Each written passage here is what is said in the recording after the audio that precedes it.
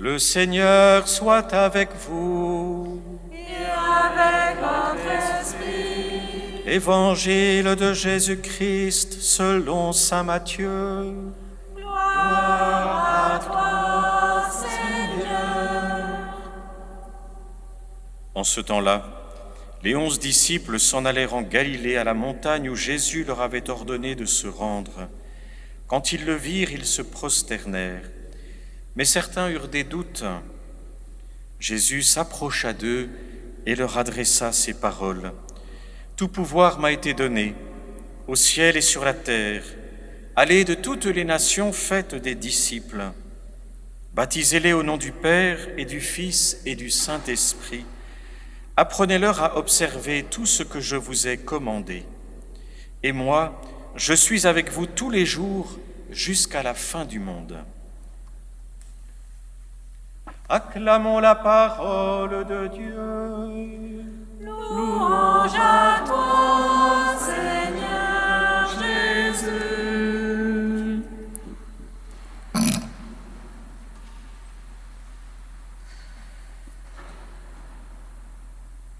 La première lecture nous donne un élément très important de notre célébration, puisqu'il nous rappelle que dans la révélation judéo-chrétienne, c'est Dieu qui vient, c'est Dieu qui prend l'initiative lui-même de venir à notre rencontre. Il a parlé à Abraham, il a parlé par les prophètes. Et dans les temps qui sont les derniers, nous dit la parole de Dieu, il nous a parlé par son Fils. Par conséquent, dans la révélation chrétienne, on accueille Dieu qui se révèle, Dieu qui vient à nous et qui nous parle de lui. Et c'est très important, puisque souvent, surtout quand il s'agit du mystère de la très sainte Trinité, spontanément on dit « mais nous n'y comprenons rien ». Heureusement, parce que si on comprenait la Trinité, on serait la Trinité. On ne peut penser que ce qui est égal à nous-mêmes ou inférieur à nous-mêmes. Donc on ne pense pas Dieu, on l'accueille. Il est l'infiniment transcendant et déjà comme créateur, comme Dieu unique, source de tout ce qui est créé, Dieu transcende infiniment l'intelligence humaine.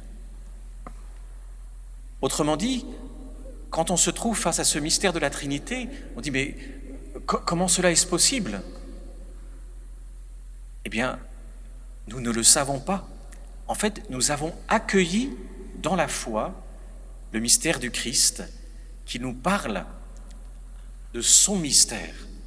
Le Christ, en tant que Verbe de Dieu, fait chair, seconde personne de la Trinité faite chair, nous révèle ce mystère de communion et d'amour. Alors, il y a quelque chose qui nous soutient dans notre foi, puisque Dieu a créé toutes choses, et toute chose porte une effigie du mystère de Dieu. Et on le voit dans nos vies, ce grand mystère de la famille, l'amour d'un homme pour une femme, l'enfant, sont autant de reflets et d'appels à une communion de personnes qui, en fait, sont à l'image de celui qui nous a créés. Parfois, on dit, mais cette soif d'amour nous caractérise, nous autres êtres humains, ce désir de communion, parce que nous avons été créés à l'image de Dieu, qui nous appelle, comme il le vit lui-même de toute éternité, à entrer dans cette communion.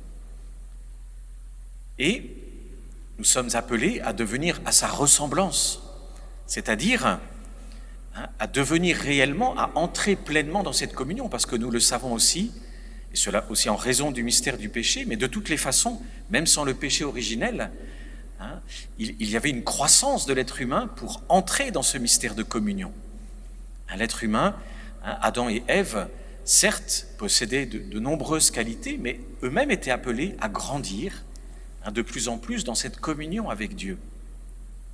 Et donc pour nous, accueillir le mystère de la Trinité, c'est accueillir Dieu qui vient au-devant de nous et qui se révèle à nous et qui nous invite à entrer dans ce mystère d'amour, qui est exigeant.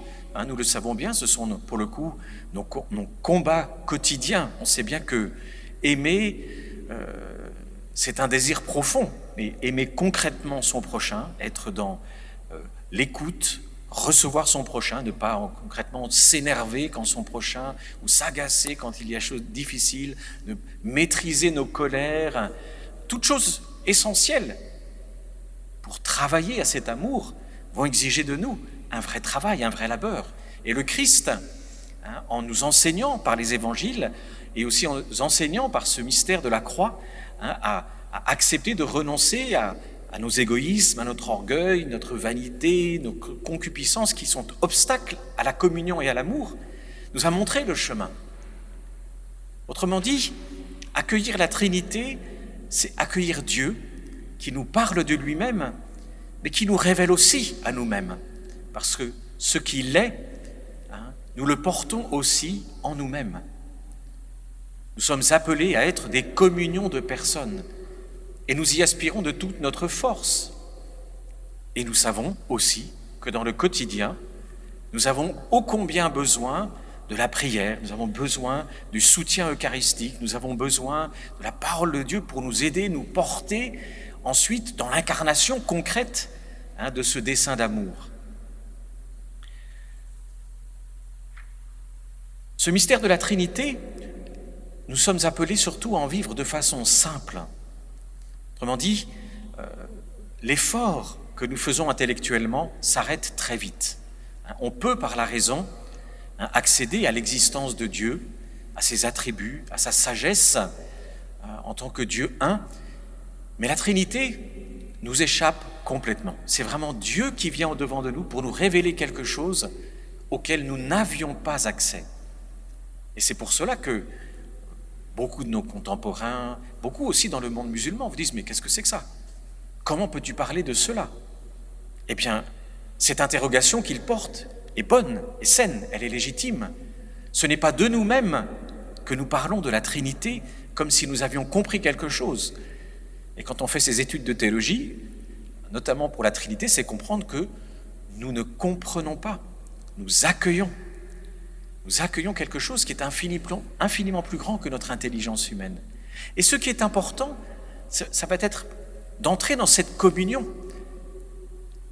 Et alors, c'est là qu'il est important de se laisser porter. Souvent, on entend des personnes, mais alors, vers qui dois-je aller? Vers le Père, le Fils et l'Esprit Saint. Et comme nous réfléchissons à partir de nos expériences, toutes bien marquées par notre fragilité humaine, on dit, mais est-ce que le Père ne va pas être jaloux du Fils si je vais vers l'un ou vers l'autre? Qu'est-ce que va penser le Père ou le Fils ou l'Esprit Saint? Des choses communément entendues. On se laisse porter. La vie spirituelle, nous ne sommes pas maîtres de la vie spirituelle. C'est Dieu qui, en nous attire. Et Dieu peut nous attirer dans son mystère de Père. Dieu peut nous attirer dans son mystère de lumière, le Verbe de Dieu fait chair. Il peut nous attirer dans ce mystère de l'Esprit Saint. Il peut nous faire passer de l'un à l'autre, suivant les étapes de notre vie. Il peut nous faire, comme Élisabeth de la Trinité, au contraire, être tout entier dans la réception et l'adoration des trois personnes, dans leur unité, leur diversité. Autrement dit, laissons-nous conduire. Ne nous construisons pas des problèmes qui n'existent pas et qui sont sans solution, puisqu'il s'agit seulement, dans la vie spirituelle, de se laisser faire. C'est l'image que l'on trouve dans l'Ancien Testament, notamment dans le livre de Jérémie, du potier. Nous sommes l'argile. Il est le potier dans la vie spirituelle. Il est le potier. Il vient façonner en nous quelque chose de son mystère. Aussi, laissons-nous porter dans la prière, sans nous poser des questions inutiles, et encore moins en nous culpabilisant peut-être, voyez, d'être attirés plus vers l'un ou vers l'autre. Laissons-nous faire. Et ce grand mystère de la Trinité, on l'accueille donc comme un appel à entrer dans cette communion d'amour avec lui et entre nous, puisque finalement ce que Dieu va nous dire en Jésus, c'est mais la meilleure manière aussi d'entrer dans cet amour avec moi, eh bien c'est de le vivre avec ton prochain. Ça va être de l'incarner dans toutes tes relations humaines. Et c'est très important, parce qu'on ne peut pas vivre n'importe comment avec le prochain et prétendre, voyez, à une vie spirituelle profonde. C'est une des caractéristiques de la révélation chrétienne, de voir que l'amour de Dieu et l'amour du prochain ne sont qu'un seul et même amour. C'est-à-dire que Dieu nous donne son propre amour, le sien. Il le communique à nos cœurs pour que nous puissions le donner, le partager, le vivre entre nous. Alors, avec ces combats, bien sûr, que nous connaissons bien, parce que chacun, chacune, nous avons nos tempéraments, nos grandeurs et nos limites, notre noblesse et nos misères, et on est parfois bien accroché à nos manières de faire, de penser, etc. Donc il y a un vrai combat spirituel. Et Dieu nous dit, ce combat te permet de réaliser ta vocation, ce que tu es profondément. Et c'est pour ça qu'en réalité, le plus bel amour, c'est pas l'amour de la jeunesse. C'est au contraire l'amour qui mûrit au long des années. Parce qu'au long des années, on a appris à se connaître, on a appris à travailler son tempérament, on a appris aussi à justement travailler tout ce qui en nous sont autant d'aspérités qu'il faut pouvoir travailler pour que justement nous devenions plus capables d'aimer, plus aimables aussi, en travaillant, en adoucissant nos traits de caractère. Et donc en fait, contrairement souvent à, vous voyez, ce qu'on nous montre un peu partout, vous voyez, tout ce qui est de l'ordre de la mode, etc., on veut paraître jeune, comme si cette jeunesse, vous voyez, des 20 ans, des 30 ans, en fait, avait été le sommet de notre vie. En fait, c'est l'inverse. Nous allons vers la vie. Nous allons vers l'amour. Parce que plus on apprend à entrer dans cette juste connaissance de soi, plus on apprend à prendre sur soi, à travailler son caractère, à entrer dans une relation vraie, ajustée avec l'autre, eh bien, plus on s'ouvre à l'amour véritable. Alors demandons cette grâce au Seigneur. Demandons cette grâce au Seigneur. Vous voyez, quand nous venons, comme dans chaque Eucharistie, dans chaque messe, à la communion, le recevoir et lui rendre grâce pour cette présence infiniment précieuse du Christ dans l'Eucharistie. Demandons-lui cette grâce, à la fois, vous voyez, de ne pas nous décourager dans nos combats de tous les jours, où parfois, oui, on peut se désespérer un peu de nos vieux travers, mais au contraire, de nous renouveler en lui pour nous dire, mais en fait, à chaque fois que je reprends le combat pour être meilleur, je vais vers ma vocation. Je grandis dans ma vocation de fils et fille de Dieu. C'est pour cela, c'est un thème que j'aime à toucher de temps en temps, il ne sert à rien, vous voyez, quand on va se confesser, de dire « Ah, vous savez, mon père, c'est toujours les mêmes péchés. » Alors moi, j'ai eu la chance, très jeune, d'avoir un bon vieux moine ermite, quand je lui ai dit ça, qui m'a dit « Ah bon, parce que tu veux pécher plus que tu ne le fais déjà ?» Alors je lui ai dit « Non, mon père, pas question. » Il dit « Écoute, voilà, tes lieux de lutte sont ceux-là. Eh bien, contente-toi de tes lieux de lutte. Là, apprends à devenir plus fort. » Autrement dit, ça ne sert à rien, vous voyez, de pleurer le fait que nous nous achoppons, en raison souvent de notre tempérament, de notre parcours de vie, sur certains lieux précis. Grâce à Dieu, chacun de nous, nous en avons quelques-uns et pas plus. N'allons pas en demander plus.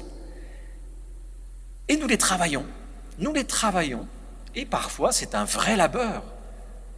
C'est pour ça que le Christ, dans les évangiles, nous dit bien, celui qui ne renonce pas à lui-même et ne prend pas sa croix chaque jour ne peut être mon disciple. C'est-à-dire, tu veux grandir dans l'amour, eh bien, retrousse tes manches. Il y a un travail, un labeur à faire.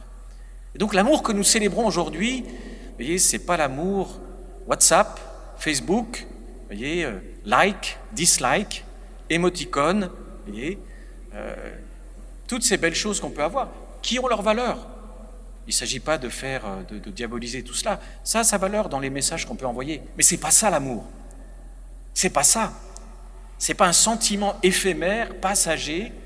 C'est quelque chose qui se travaille. Et le véritable amour naît de la volonté d'aimer. Je veux aimer.